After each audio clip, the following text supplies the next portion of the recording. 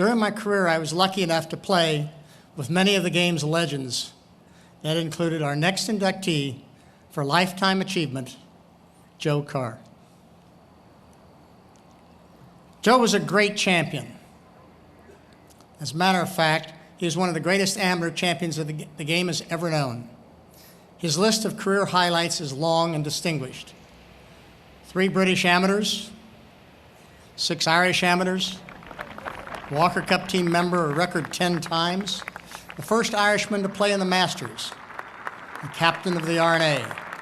And those are just a few of Joe's many accomplishments.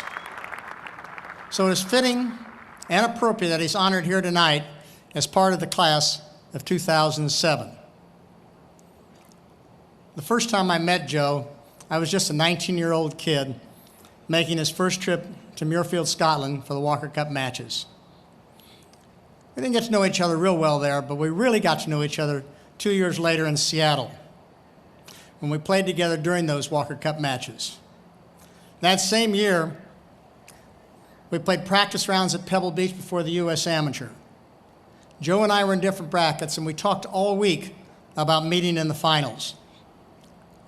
Perhaps he wanted that match a little bit too much, but we both advanced to the semifinals in different brackets, but unfortunately he lost. I guess it was just not meant to be. However, the great consolation for both of us was that we walked away from Pebble Beach enriched with a friendship that each of us would share for the rest of our lives. Each and every tournament after that, when Joe and I were in the same field, I made certain to reunite during those practice rounds.